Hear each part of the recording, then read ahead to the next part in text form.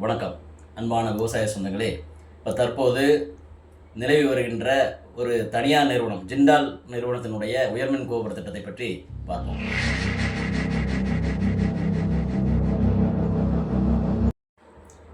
அதாவது இப்போ சமீப காலத்தில் பார்த்தீங்கன்னா அரவக்குறிச்சியில் இருந்து பம்மிவாளையம் வரைக்கும் ஒரு உயர்மின் கோபுர திட்டத்தை செயல்படுத்துறத செய்தித்தாள் விளம்பரம் கொடுத்துருக்காங்க. ஜிண்டால் அப்படிங்கிற ஒரு தனியார் நிறுவனம்.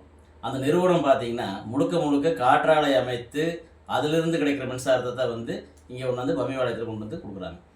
ஆனால் அந்த காற்றாலை அமைப்பதற்கு ஒவ்வொரு இடத்துக்கும் பார்த்தீங்கன்னா 60லேருந்து 70 லட்சம் ரூபா வரைக்கும் வாடகையாக கொடுக்குறாங்க. கண்காணிப்பு தொகையாக ஒரு 10,000 ரூபா மாதம் அந்த விவசாயிகள் கொடுக்குறாங்க. அதே மாதிரி சிறு மின்கம்பங்கள், அதாவது 33 kV மின்கம்பங்கள் சாலையோரத்தில் நடுறதுக்கு நெடுஞ்சாலைத்துறைக்கும் சரி பஞ்சாயத்துக்கும் சரி பணத்தை அள்ளி இறைச்சி அதை திட்டத்தை செயல்படுத்தி கொண்டு வர்றாங்க. அதுக்கு உரிய அனுமதி கிடையாது.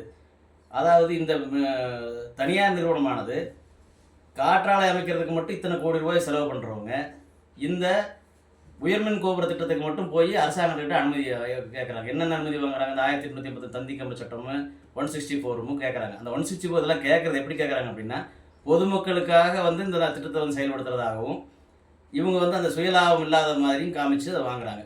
இதில் என்ன உண்மைத்தன்மை இருக்குது? உண்மைத்தன்மையே கிடையாது. அதான் இவ்வளவு கோடி ரூபா செலவு பண்ணி அந்த காற்றாலை அமைக்கிற நிறுவனம் நேரடியாக அந்த விவசாயிகிட்ட உங்கள் நிலத்தில் நாங்கள் இதை போடுறோம்னு சொல்லி அவங்க கொடுக்குற அதே காசு இந்த விவசாயிகளுக்கும் கொடுத்தா அவங்களே அனுமதி கொடுத்துட்டு போகிறாங்க. அதை விட்டுட்டு செய்தித்தாள் என்ன விளம்பரம் கொடுத்துருக்காங்க அப்படின்னு சொன்னால், கிட்டத்தட்ட ஒரு 15-16 கிலோமீட்டர் அகலத்தில் 38 கிலோமீட்டர் நீளத்தில் ஒரு ஆயிரக்கணக்கான மக்கள் வசிக்கிற அந்த இடத்துல பொதுமக்களுக்கு அமைதியை குலைக்கிற வகையில், மன உளைச்சலை கொடுக்குற வகையில் அவங்களுடைய இது விளம்பரம் கொடுத்துருக்குறாங்க. அது முற்றிலும் கண்டிக்கத்தக்கது. இதுக்கே முதல்ல அவங்க வழக்கு தொடரணும். என்ன காரணம் அப்படின்னு சொன்னால், இவ்வளவு பெரிய அகலத்தில் இத்தனை பேர்த்துக்கு பாதிக்கிற மாதிரி ஒரு திட்டத்தை செயல்படுத்த முடியும். அப்பேற்பட்ட பெரிய திட்டமாக இது, அப்படி பொதுமக்களை காப்பாற்றுற திட்டமாக இது, இதையெல்லாம் பார்க்கும்போது முதல்ல அதுக்கே அவங்க வழக்கு தொடரணும். எல்லா பொதுமக்களும் ஒன்றிணைந்து இதை முழுமையாக நம்ம தடுக்கணும் அப்படிங்கிறது இதன் வாயிலாக கேட்டுக்கொள்கிறேன்.